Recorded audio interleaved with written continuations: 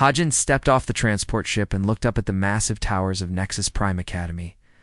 The buildings stretched high into the purple sky, made of shining white metal that reflected the twin suns. Everything looked perfect and clean, so different from the rough cities back on Earth. She pulled her small bag closer to her chest and walked toward the main entrance. Other new cadets moved around her, but they all looked so strange. Some had blue skin and 4 arms. Others had scales like reptiles, but walked on 2 legs like humans. A few looked like giant insects with big compound eyes. None of them looked like her. Earth human, one of the scaled aliens said to his friend as Hajin passed. From Sol 3, poor thing. Duh. His friend made a clicking sound. I heard that world has a survival rating of 0.7. Nothing should be able to live there. Hajin kept walking. She had heard this before during the trip here. Earth was called a Deathworld by everyone in the galaxy. They all seemed to think she was some kind of miracle. For just being alive, the main hall was huge, with a ceiling so high she could barely see it. Hundreds of alien cadets filled the space, all talking in different languages. Some sounds were like music, others like scratching metal. The translation device in her ear worked hard to change it all into words she could understand. New cadets. Form groups by homeworld, a voice announced from speakers everywhere. Hajin looked around. She saw groups forming quickly. The blue 4-armed aliens gathered together. The scaled, reptile-like beings made another group. The insect people buzzed as they found each other. More and more groups formed. But there was no Earth group. Hajin was the only human here. She stood alone in the middle of the Great Hall while everyone else found their people. A few aliens looked at her with what might have been pity. Others just stared like she was something interesting in a museum. You must be the Earth cadet, a voice said behind her. Hajin turned around. A tall alien with crystal-like skin that sparkled in the light stood there. This was an ethereal, one of the most advanced races in the galaxy. They were known for being very smart and very peaceful. I am Instructor Meltar, the ethereal said. I will be your academic advisor. Thank you, Hajin said. Yes, I have your file. Meltar looked at a glowing tablet. From Earth Sol 3, gravity 1.0 standard. Atmosphere 21% oxygen. Surface temperature ranging from -40 to +50 degrees. The instructor's crystal face seemed to show surprise. These are ... extreme conditions. It's just home to me, Hajin said quietly. Of course, Meltar made a note on the tablet. We have prepared special accommodations for you. Softer training equipment, climate-controlled rooms, carefully planned. Meals. We understand your world's harsh conditions may have made normal activities difficult for you. Hin wanted to say that Earth wasn't that bad. But she had learned that arguing just made aliens look at her with more pity. The first week of training was strange. Hojin found herself in classes with cadets from all over the galaxy. They learned about space navigation, alien cultures, and combat techniques. But everything was so easy. The physical training that made other cadets sweat and pant felt like a light warm-up to Hajin. When they ran obstacle courses, she finished, while others were still halfway through. When they lifted weights, she had to be careful not to lift too much and make the instructors worry. Perhaps we should test your strength more carefully, Instructor Meltar said after Hajin accidentally bent a metal bar during grip training. We don't want you to hurt yourself, the other cadets whispered about her. Some seemed amazed, others scared. She's from a death world. She heard a reptilian Catherian cadet named Vex say to his friends. Maybe the harsh conditions made her stronger, but probably not smarter. Deathworld species usually focus on survival instead of thinking. Hajin tried not to let it bother her. She was here to prove that humans could be good members of the galactic community. She would show them that Earth. People were more than just tough survivors. But then came the field trip to Nexus. Prime's moon. The whole class took a small ship to the moon's surface. It was a beautiful place with silver sand and small blue plants. Everywhere. Instructors said they would practice field survival techniques. The local wildlife is very gentle, Dr. Novak. The insect-like Zephyrian biology instructor explained to the group, these creatures have never known predators. They are curious and friendly, perfect for practicing peaceful contact with alien life forms. The cadets spread out across the landing area. Soon, small furry animals that looked like six-legged cats came out from behind the blue plants. They had big eyes and made soft musical sounds. The alien cadets were delighted as the creatures came close, sniffing at their hands and letting them pet their soft fur. Hojin smiled and walked toward a group of the cat-like animals. She had always loved animals back on Earth, even the dangerous ones. But something strange happened. As soon as she got close, the animals stopped their musical sounds. Their big eyes went wide with what looked like fear. They backed away from her, making small, scared noises. "That's odd," Dr. Nolvac said, walking over. "These creatures have no fear response. They've never encountered predators." Hajin tried moving slower, making soft sounds like the other cadets did, but the animals only became more afraid. Soon they were running away from her as fast as their 6 legs could carry them. "Maybe they don't like humans," Hajin said, feeling embarrassed. "Impossible," Dr. Nolvac replied. "They have no genetic memory of any species like yours. They should be curious, not afraid." But it got worse. As Hajin moved around the moon's surface, every animal they encountered had the same reaction. Small flying creatures that looked like butterflies with rainbow wings flew away when she approached. Even tiny bug-like things that lived in the sand dug deeper into the ground when she walked by. The other cadets started to notice. They whispered to each other and pointed at Hajin when they thought she wasn't looking. "It's like they can sense something," Vex the Catherian said to his friend. "Something dangerous." Dr. Nolvac took out his scanner and pointed it at Hajin. The device made beeping sounds as it read her body. "Perfectly normal human readings," he said, sounding confused. "Heart rate, brain activity, chemical signals, all typical for your species. There's nothing here that should frighten these animals." But the animals disagreed. By the end of the day, Hajin was walking in a circle of empty space. No creature on the moon would come within 10 meters of her. The trip back to the academy was quiet. Hajin sat alone while the other cadets whispered among themselves. She could hear words like Deathworld, Predator, and dangerous even through the translation devices, attempts to make everything sound polite. That night in her room, Hajin looked out the window at the peaceful campus below. Alien students walked in groups under soft lights, laughing and talking. She had come here to make friends, to learn to prove that humans belonged among the stars. Instead, she had discovered that even the gentlest creatures in the galaxy were afraid of her. She didn't understand why. She had never hurt any animal in her life. Back on Earth, she had rescued injured birds and fed stray cats. She was probably the least dangerous person she knew. But somehow, these alien animals could see something in her that she couldn't see in herself, something that made them run away in fear. As Hajin fell asleep that night, she had no idea that her presence at the academy had already started to change everything. In his lab below, Dr. Nolvac was working late into the night, running tests and checking data. Because the moon's creatures hadn't just been afraid of Hajin, they had been terrified, and Dr. Nolvac was beginning to wonder if there was a reason. For that terror, it's a reason that went back much, much further than anyone had ever imagined. Word about the moon incident spread through the academy faster than Hajin expected.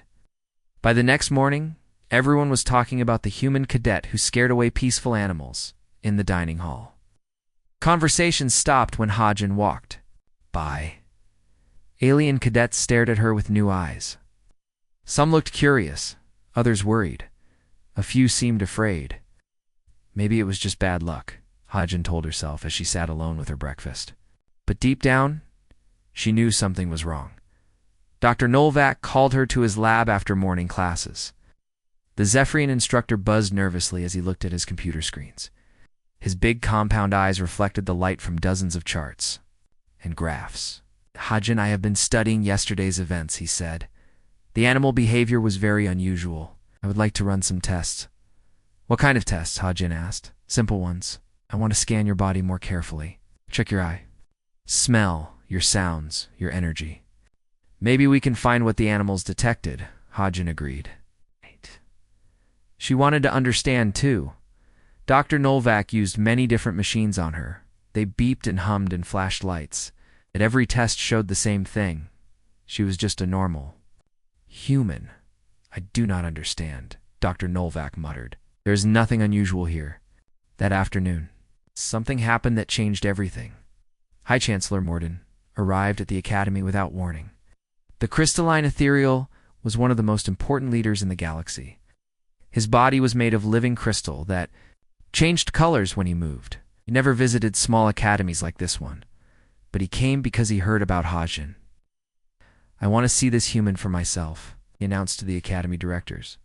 With him, he brought something that made everyone nervous. A transport ship landed on the academy grounds, and from it came cages. Big, strong cages that held the most dangerous animals in known space. These are apex predators from 5 different worlds. High Chancellor Morden explained to the gathered crowd of instructors and advanced cadets. Each one sits at the top of its food chain. They've never known fear. They feared nothing. The first cage held a Catherian shadow stalker. It was like a giant black cat that could become invisible and walk through walls. Its yellow eyes glowed in the dark, and its claws could cut through metal. Even the Catherian instructors stayed far away from its cage. The second cage contained a Zephyrian swarm queen. It looked like a huge wasp, the size of a grown person. Around it buzzed hundreds of smaller wasps that obeyed its every command. The buzzing sound they made hurt everyone's ears. The third held an ethereal crystal beast. It was made of sharp, moving crystal like High Chancellor Morden, but wild and dangerous. It could shoot crystal spears from its body, and its touch could turn other things to crystal. The fourth cage was the most frightening of all. Inside was a Fenrocky direwolf. It was twice the size of earth wolves, with silver fur and eyes like blue fire. The Fenrocky people said these wolves could see into a person's soul and judge if they were worthy. Most beings failed that judgment. The last cage held something from a world Hajin had never heard of. It looked like a metal snake as thick as a tree, with scales that sparked with electricity. The instructors called it a storm serpent.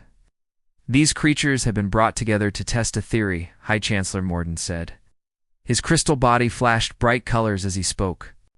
If this human truly has some unusual effect on animals, these apex predators will show us the truth. Hajin felt scared. These weren't gentle moon creatures. These were real monsters that could kill her easily. I don't think this is a good idea, she said quietly. You will be perfectly safe, the Chancellor assured her. The cages are strong. You will simply walk near them. We will observe their reactions. A crowd gathered to watch. Students, instructors, and academy officials all stood behind safety barriers. Some recorded everything with their devices. Hajin walked toward the first cage with shaking legs. Inside, the Catherian shadow stalker paced back and forth like a normal predator, its yellow eyes fixed on her as she approached. Then something incredible happened. When Hajin got within 5 meters of the cage, the shadow stalker stopped pacing. Its glowing eyes went wide. The creature that could phase through solid matter, and had never feared anything, suddenly pressed itself against the back of its cage. It was trying to get as far away from Hajin as possible. The crowd made surprised sounds. Catherian instructors looked shocked. Their people's greatest predator was acting like prey. Impossible, Commander Vexstar, the Catherian military instructor whispered. Shadow stalkers bowed to no one, but it got stranger. As Hajin moved to the second cage, the Zephyrian swarm queen began making distress calls. Her hundreds of worker wasps stopped their normal buzzing and clustered around their queen protectively. When Hajin came closer, the entire swarm pressed against the far side of their cage. Dr. Nolvac's mandibles clicked rapidly, a sign of extreme confusion in his species. The swarm queen commands fear, he said. She does not experience it. The third cage held the crystal beast. As Hajin approached, the creature's sharp crystal body began to dim. Its natural glow faded until it looked almost gray. It curled into a ball in the corner of its cage. It's trying to make itself as small as possible. High Chancellor Morden's own crystal body flickered with dark colors. This should not be possible, he said. But the real shock came at the fourth cage. The Fenrocky Direwolf was the apex predator of apex predators. These creatures bonded only with the strongest Fenrocky warriors, It could sense dominance and power in ways other animals could not. A direwolf had never submitted to any being it did not respect. When Hajin walked toward its cage, the massive wolf stopped moving completely. Its blue fire eyes locked onto her. For a long moment, nothing happened. Then, slowly, the direwolf lowered its great head to the floor of its cage. Its body sank down until it was lying flat on its belly. This was the position direwolves took only before their pack leaders, sign of total submission. The Fenraki cadets in the crowd gasped. Some fell to their knees in shock. In their culture, what they had just seen was impossible. The direwolf sees her as alpha, one Fenraki instructor said in a shaking voice. But how can this be? She has no pack, no victories, no strength we can measure. The final test was the storm serpent. Hajin approached its cage. The metal snake coiled tighter and tighter around itself. Electricity stopped sparking from its scales. It became as still as a statue, as if playing dead. When the tests were over, Hajin walked back to the crowd. Behind her, 5 of the galaxy's most dangerous creatures remained in positions of fear or submission. The watching crowd was silent. No one knew what to say.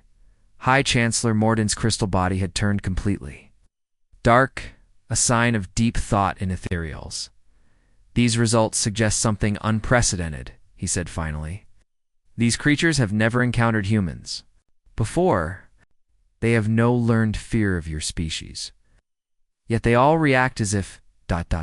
He paused, his crystal form flickering, as if they recognize something ancient in you, something their species learned to fear long, long ago. That evening, Hajin sat in, her room feeling confused and scared. She wasn't a warrior or a predator. She had never heard anything. But somehow, creatures from across the galaxy saw something in her that terrified them. Outside her window, she could see the cages being loaded back onto the transport ship. The apex predators were leaving, but their reactions would not be forgotten. In his lab, Dr. Nolvac worked through the night. He had begun researching something that might explain what they had witnessed. Something about evolution, about genetics, about memories that could be passed down through generations. And in her private quarters, High Chancellor Morden sent an urgent message to the Galactic Council. The message was short but important. We need to talk about the humans, immediately, because what they had seen that day was more than just animals being afraid of a human cadet. It was the awakening of fears that were older than civilizations. Fears that might hold the key to understanding why humans had been kept isolated for so long, and why that isolation might have been the wrong choice all along. 3 days after the apex predator tests, Dr. Nolvac made a discovery that would change everything the galaxy knew about Earth. He had been working without sleep in his lab, digging through old records and genetic databases. His compound eyes were red with exhaustion, but he could not stop. The answer was somewhere in the data, and he was close to finding it. "Computer, show me the evolution timeline for Catharian Shadowstalkers," he said. Numbers and charts filled his screen. Shadowstalkers had evolved their abilities over millions of years on their homeworld. But something strange appeared in their genetic code, fear responses to creatures that did not exist on their planet. "Show Zephyrian Swarm Queen genetics," he ordered. The same pattern appeared. Hidden in their DNA were fear responses to predators they had never encountered. "Show Ethereal Crystal Beast evolution," again the same impossible pattern. Dr. Nolvac's mandibles clicked rapidly as he realized what he was seeing. Every species in the galaxy carried genetic memories of something that should not exist in their evolutionary history. Something that made them afraid. Computer, trace the origin point of these genetic fear patterns.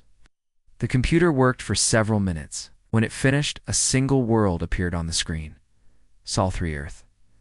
Dr. Nolvac stared at the result. It made no sense. These species had never been to Earth. Earth had been isolated from the galaxy until recently. How could they carry genetic memories of Earth's predators? Lest computers show galactic migration patterns for the last billion years.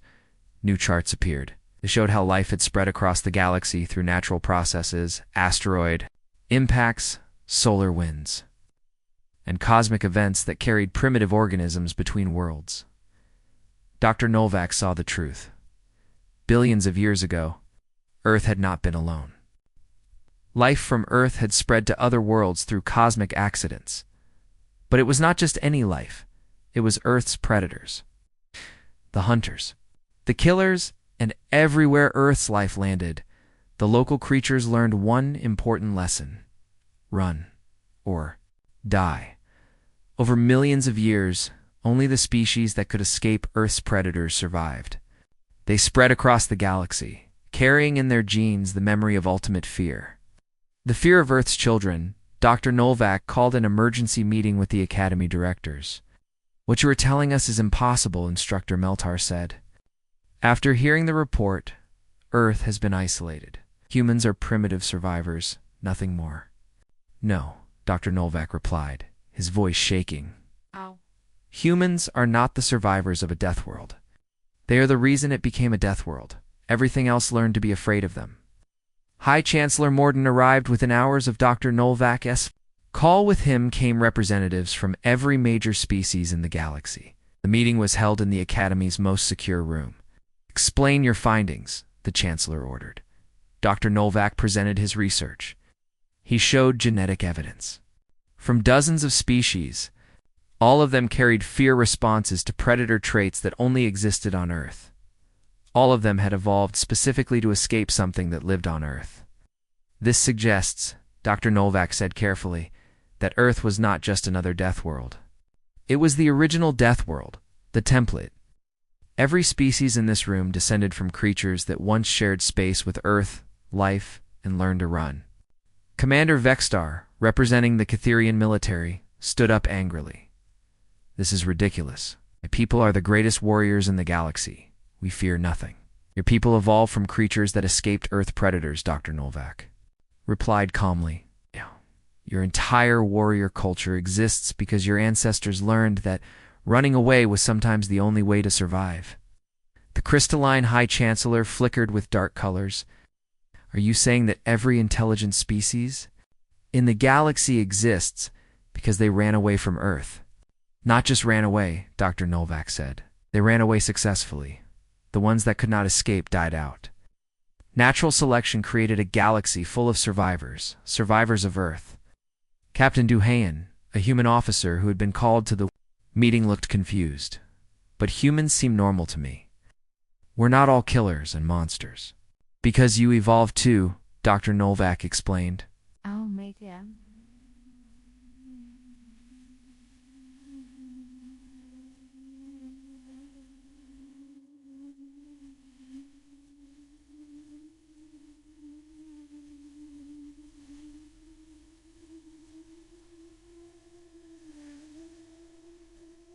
Did not just create perfect predators.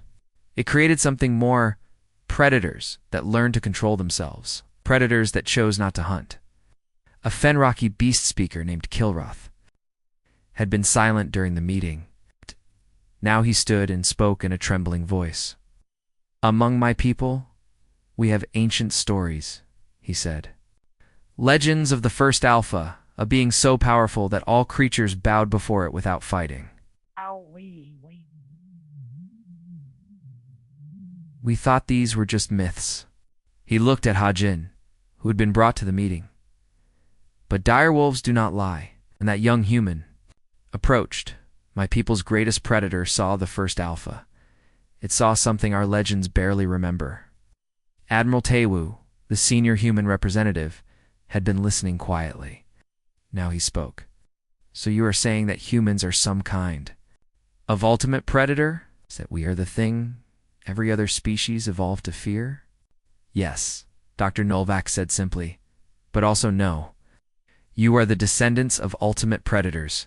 But you are also something else, a species that evolved beyond pure predation. You developed compassion, cooperation, and choice." High Chancellor Morden's crystal body flickered rapidly as he processed this information. "This explains many things. Why humans excel in every field they enter. Why they adapt so quickly to new situations. Why they seem to instinctively understand conflict and survival. also explains Commander Vextar said quietly, why we kept them isolated. We told ourselves it was to protect them, but deep down, we were afraid. Dr. Nolvac nodded. The galaxy has been unconsciously avoiding Earth for millions of years. Even when we developed space travel, we found excuses to stay away. Earth dangerous, primitive, unsuitable for contact. But the real reason was genetic memory. Genetic memory of what? Admiral Taewu asked. Of the time when your ancestors were the galaxy's apex predators, Dr. Nolvac replied. Before consciousness, before civilization, before choice. When they were pure survival machines that everything else feared. Hajin had been listening to all of this in shock. Now she spoke for the first time. But I do not want to hurt anyone. I came here to make friends, to help. I do not understand why animals are afraid of me. B Speaker Kilreth looked at her with something like wonder in his eyes. Because they see what you were, not what you chose to become, he said. In their genetic memory, your species represents ultimate death, but you stand here choosing life instead.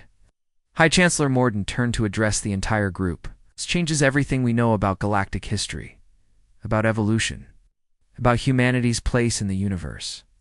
He paused, his crystal form cycling through many colors. If Dr. Nolvac is correct, then humans are not refugees from a harsh world. They are the reason harsh worlds exist. Every death world in the galaxy became dangerous because it was trying to create something that could match. Earth's original predators, Commander, Vextar sat down heavily, and they all failed. No, Admiral Taewu said quietly. They succeeded in a different way.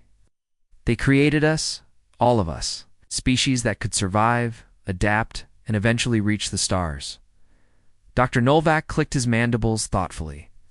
Earth's predators drove evolution across the galaxy. They also evolved themselves into something unprecedented predators that choose not to hunt. The room fell silent as everyone absorbed this information. Finally, High Chancellor Morden spoke again. We must verify these findings. I propose a final test. He looked at Hajin.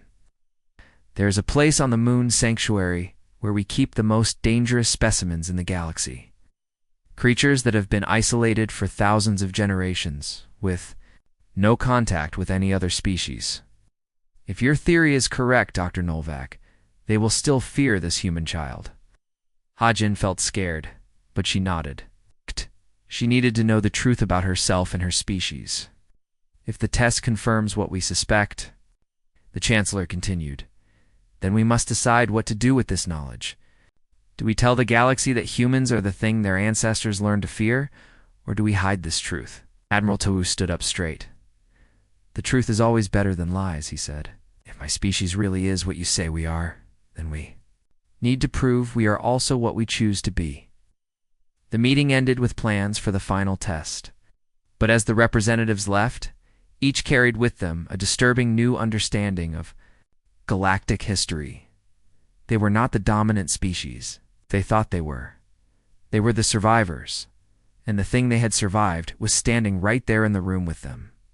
Wearing the face of a confused young woman who just wanted to make friends, the galaxy would never look the same again. The Sanctuary of Eternal Specimens was a place most beings in the galaxy preferred to forget existed. Built on a small moon far from any inhabited world, it housed the most dangerous creatures known to science. These were not just predators. They were evolutionary nightmares that had never learned fear. Hajin stood at the viewing window of the transport ship as they approached the facility. The moon looked cold and gray, covered with massive dome structures that gleamed like metal blisters on its surface. Each dome contains a different ecosystem, Dr. Nolvac explained to the group. The creatures inside have been isolated for thousands of generations. They have never seen another species, never experienced anything beyond their artificial worlds. High Chancellor Morden's crystal body pulsed with nervous energy. If Dr. Nolvac's theory is correct, these creatures will still recognize what Hajin represents despite having no contact with the outside universe. Admiral Taewu placed a protective hand on Hajin's shoulder. Are you sure you want to do? These creatures are not like the ones at the Academy. They were put here because they were too dangerous to exist anywhere else. Hajin nodded, though her hands were shaking. I need to know the truth. We all do. The group included representatives from every major species. Commander Vextar had brought his best Kitharian warriors. Beast Speaker Kilroth represented the Fenraki. Even the normally peaceful ethereals had sent military observers. Everyone wanted to witness what might be the most important test in galactic history. The sanctuary's director was an ancient Zephyrian named Dr. Kellenix. His compound eyes had gone cloudy with age, but his mind remained sharp. In my 300 years here, he told the group, I have seen creatures that would drive most beings insane with fear. But what you propose today is unprecedented. You want to expose isolated specimens to something that might trigger responses coded in their oldest genetic memories. That is exactly what we want, High Chancellor Morden replied. Dr. Kellenix led them to the first dome. Through thick, transparent walls, they could see a landscape that looked like a nightmare version of a crystal forest. Moving through the sharp formations was something that made even the brave observers step back. This is a harvester from the void reaches, Dr. Kellenix explained. It is made of living metal and feeds on energy itself. It has been in isolation. For 5,000 years, nothing in its environment has ever challenged it. The harvester was huge, 3 times taller than any person in the group. Its metal body shifted and flowed like liquid, but its movements were perfectly controlled. Sensors all over its form searched constantly for new sources of energy to consume. It has no concept of fear, Dr. Kellenix continued. Fear requires the possibility of death, and this creature has never encountered anything that could threaten it. Hajin was led to a special chamber that connected to the harvester's dome. Through the transparent barrier, she would be visible to the creature, but perfectly safe. As soon as she entered the chamber, the harvester stopped moving. Its flowing metal body became completely still. Sensors that normally swept constantly. For energy sources, all turned toward Hajin and then went dark. The creature that had never known defeat or danger slowly backed away from the barrier. Impossible, whispered Dr. Kellenix. The harvester retreats from nothing. But retreating was exactly what it was doing. The metal creature pressed itself against the far wall of its dome, as far from Hajin as it could get. Its normally bright surface became dull and gray, like a machine that had shut down to avoid detection. Commander Vextar's warriors exchanged worried looks. Even their advanced weapons would struggle against a harvester. But this one was hiding from an unarmed human. Girl, the second test was even more disturbing. Dr. Kellenix led them to a dome containing what looked like empty space filled with swirling colors. But the colors were alive. A being of pure thought and energy from a dimension beyond normal space. The Mind Eater, Dr. Kellenix said. It feeds on consciousness itself. 8. It has consumed the thoughts of entire species. It exists partially outside our reality, which makes it nearly impossible to contain or destroy. The swirling colors pulsed with intelligence that hurt to look at directly. Most of the observers had to look away or risk having their minds touched. By the creature's hunger, Hajin entered the viewing chamber. The effect was immediate and terrifying. The swirling colors suddenly collapsed into a tight ball of dim light. The Mind Eater, which existed partly outside normal space, was trying to compress itself into the smallest possible area. Through the psychic dampeners, they could feel the creature's emotions, something that had never happened before. The Mind Eater was broadcasting pure terror across dimensions. It's trying to hide. Beast Speaker, Kilroth said in amazement. A being that exists beyond our reality is trying to hide from a human child. Dr. Nolvak's mandibles clicked rapidly as he recorded everything. The genetic memory response is so strong, it affects even non-biological entities. This confirms that the fear goes deeper than evolution. It's written into the basic structure of consciousness itself. The third test nearly caused a panic. Creature in the next dome was from the ethereal homeworld's deepest caves. A crystal, devourer that could turn any matter into crystal and absorb it. It was made of living diamond, the edges sharp enough to cut through reality itself. When Hajin appeared in the viewing chamber, The crystal devourer did something that shocked even Dr. Quel Single. It began breaking apart. The creature, which could control crystal at the molecular level, started shattering its own body. Pieces of diamond fell from its form as it tried to make itself smaller and less noticeable.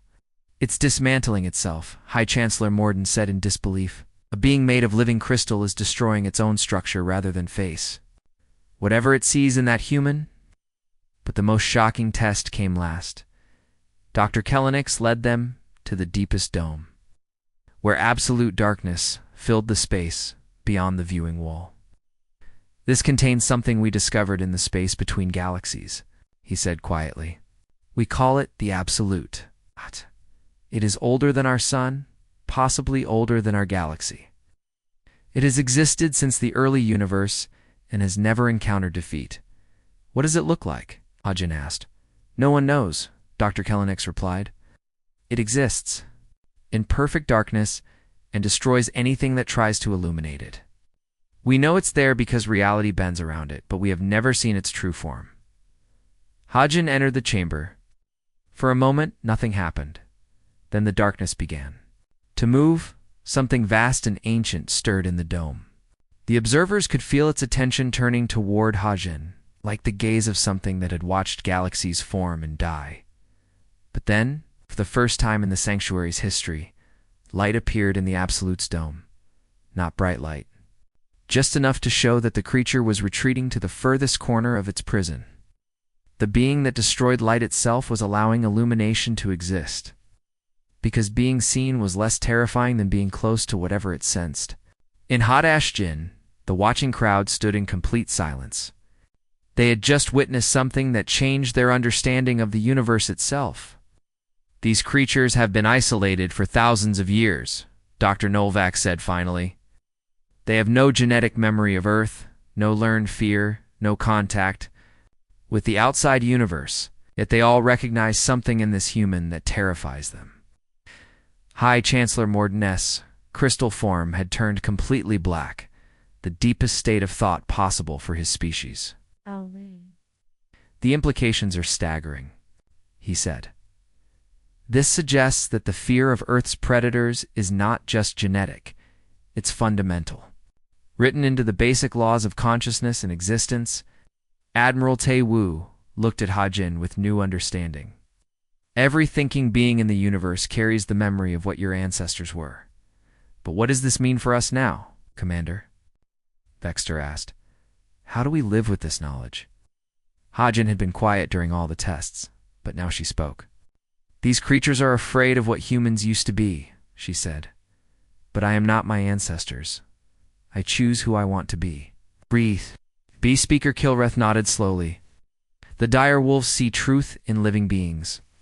When my people's greatest predator bowed to you, it was not submitting to a hunter. It was recognizing something higher, a predator that chose to become a protector." Dr. Kellenix looked at his instruments, which were still recording impossible readings from all the domes. "Years studying dangerous creatures," he said, "I have never seen anything like this. These beings represent the ultimate in predatory evolution, yet they all acknowledge something greater in humanity." High Chancellor Morden turned to address the entire group. "We came here to prove or disprove a theory," he said. "Instead, we have discovered something that will change the galaxy forever." He paused, his crystal form flickering with colors that showed deep thought. "The question now is not whether humans are what we suspected. The question is what we do with beings who carry the genetic legacy of ultimate predation, but who choose to use that legacy to protect rather than destroy." As they prepared to leave the sanctuary, each observer carried with them the weight of cosmic truth. They had seen proof that humanity was indeed the species every other form of consciousness had learned to fear. But they had also seen Hajin stand calmly in the face of that terror, choosing compassion over conquest. The galaxy would have to decide whether that choice was enough to overcome billions of years of evolutionary programming, whether humanity could be trusted with their true heritage, whether the thing every species had learned to run from could now be the thing they learned to run toward for protection. The answers to those questions would reshape civilization itself. The Galactic Council chamber had never been so full. Representatives from every known species crowded the Great Hall on the neutral world of Harmony Station. News of the sanctuary tests had spread across the galaxy in just 3 days, causing fear, anger, and confusion everywhere. Hajin sat in the center of the chamber, feeling very small. Around her, thousands of alien beings argued in dozens of languages. Some pointed at her with anger. Others looked scared. Few seemed curious. "Hi." Chancellor Morden stood at the speaker's platform, his crystal body flickering with nervous colors. "The evidence is clear," he announced to the crowd. Dr. Novak's research and the sanctuary. Tests prove that humans are the genetic origin of predatory fear across the galaxy. Every species here descended from creatures that learned to run. From Earth's apex predators, the chamber erupted in angry voices. "Humans must be sent back to their death world," shouted a Catherian general. "They are too dangerous to live among civilized species." "We should study them," called out a Zephyrian scientist. "Think of what we could learn about evolution. It could be useful as weapons," suggested an ethereal military officer. "Species fear them naturally. They would make perfect soldiers." Admiral Tae-woo stood up from the human delegation area. His voice was calm but firm. "With respect to this council," he said, "you are all missing the most important point. Humans evolved from apex predators, but we also evolved beyond that. We chose to become something different." Commander Vextar, the Catherian military leader, laughed harshly. "Pretty words, human? But can you change millions of years of evolution? Can you promise that your kind will never return to their predatory nature?" Before Admiral Tae-woo could answer, alarms began blaring throughout the station. "Emergency alert," a voice announced over the speakers. "Unknown hostile creatures have breached the station's outer defenses. All security forces respond immediately." Through the chamber's viewing windows, everyone could see the problem. Strange, twisted creatures were swarming over the station's hull. They looked like a mix of different animals, part insect, part reptile, part machine. Their eyes glowed with unnatural red light. "Chimera beasts," Dr. Novak said with horror. "Bioweapons. Someone has created artificial predators." The creatures began burning through the station's walls with acid breath. Security forces tried to stop them, but their weapons barely slowed the monsters down. Each beast was the size of a small ship and moved with terrifying speed. Who would create such things? "Hi," Chancellor Morden demanded.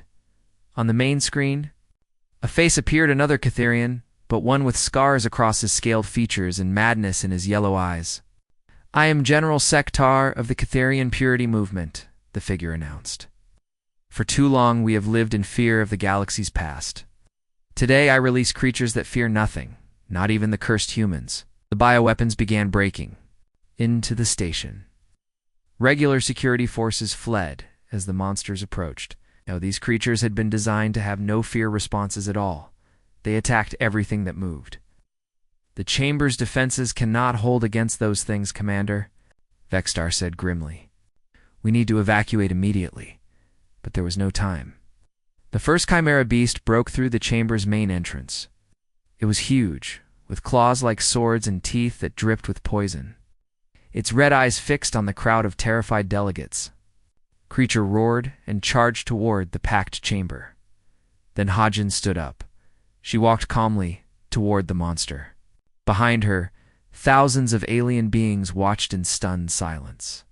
The Chimera beast was designed to feel no fear. Its creators had removed all natural fear responses and filled it with artificial rage. It should have torn through everything in its path. But as Hajin approached, something impossible happened. The creature stopped running. Its artificial rage flickered and died, even though its creators had tried to remove all fear responses. It could not erase what was written in the deepest parts of its genetic code. The Chimera beast. Faced with something older and more fundamental, then its programming began to shake. Hajin reached out slowly and placed her hand on the monster's scarred head. "You do not have to be what they made you," she said softly. "You can choose to be something else." The red glow faded from the creature's eyes. It lowered its great head and made a sound like a sad whimper. The artificial rage was gone, replaced by something that looked almost like relief. More chimera beasts burst into the chamber, but the same thing happened with each one. As Hajin approached them, their programming failed. The deepest parts of their genetic memory recognized something that could not be engineered away. One by one, the monsters stopped attacking. They gathered around Hajin like lost children finding their parent. Captain Duhayan and Engineer Soman had arrived with the human delegation. They watched in amazement as Hajin calmed creatures that were supposed to be unstoppable. She is not. Controlling them, Beast Speaker Kilroth observed with wonder. She is giving them permission to be something other than weapons. On the screen, General Sektar screamed in rage. Impossible! My creatures fear nothing. They were designed to destroy everything. You cannot engineer away billions of years of evolution, Dr. Novak said quietly, no matter how hard you try. Hajin turned to address the entire chamber. Around her, the former bioweapons sat peacefully. No longer monsters, but just confused creatures seeking guidance. This is what humans chose to become, she said, her voice carrying clearly through the silent chamber. We could be the thing you all learned to fear. But instead, we choose to be the thing you can trust to protect you. High Chancellor Morden, crystal body, brightened with understanding. You are showing us that evolution is not destiny, he said. That even the deepest genetic programming can be overcome by choice. Admiral Taewu stepped forward. Humanity offers the galaxy a new kind of strength. Not the strength to dominate, but the strength to choose protection over predation. The Catherian delegates looked at their own commander Vextar, whose scales had turned pale with shock. My own people created those monsters, he said with shame. But a human child stopped them with nothing but compassion. Beast Speaker Kilrath approached Hajin and the gathered creatures. Among the Fenraki, we have a legend of the ultimate alpha, he said. A leader so powerful that others follow not from fear, but from trust. Right. Today, I have seen that legend come to life. One by one, representatives from different species began to speak. The Zephyrians request that humans join our exploration missions, announced Dr. Novak. Your ability to calm dangerous creatures would save countless lives. Offer humans a place in our peacekeeping forces, said High Chancellor Morden. Your presence alone could prevent wars. Even Commander Vextar stepped forward. The Catherians, we ask forgiveness for our fear. We ask for your help in becoming better than what our warlike nature tells us to be. Hajin looked around. The chamber at thousands of alien faces. Fear was still there, but it was mixed with something new. Hope. Humans do not want to rule over anyone, she said. We want to stand beside you as friends and protectors. We want to help the galaxy become a place where no one has to run in fear. The vote was unanimous. Humanity would join the galactic community not as the feared predators they once were, but as the guardians they chose to become. Earth's quarantine was lifted. But more importantly, humans were given a new role, the Apex Guardians. It would go where others could not, face dangers that would send other species fleeing, and protect a galaxy that had learned to trust them. Hajin returned to the academy, but now she was not alone. Other humans joined her, and alien cadets no longer whispered about the scary Deathworld girl. Instead, they asked her to teach them about courage. It's about choosing to be better than what nature made you. Dr. Novak published his research, and it became required reading across the galaxy. Children of every species learned about the humans who chose to protect instead of hunt. Beast Speaker Kilroth often visited the academy with his direwolves. The great predators still bowed to Hajin, but now it was with respect, not fear. They recognized her as the alpha of alphas, the one who chose to lead through protection rather than domination. And in the deepest parts of space were monsters. Still lurked in the darkness between stars, word spread among the dangerous things that a new kind of predator had emerged. One that did not hunt for food or territory, but hunted to protect others. The galaxy had learned that, sometimes, the thing you fear most can become the thing you trust most. All it takes is the choice to be something better than what you were. Born to be, Hajin had made that choice. And in doing so, she had shown the entire galaxy that evolution was not the end. of the story, it was just the beginning of choosing who you want to become.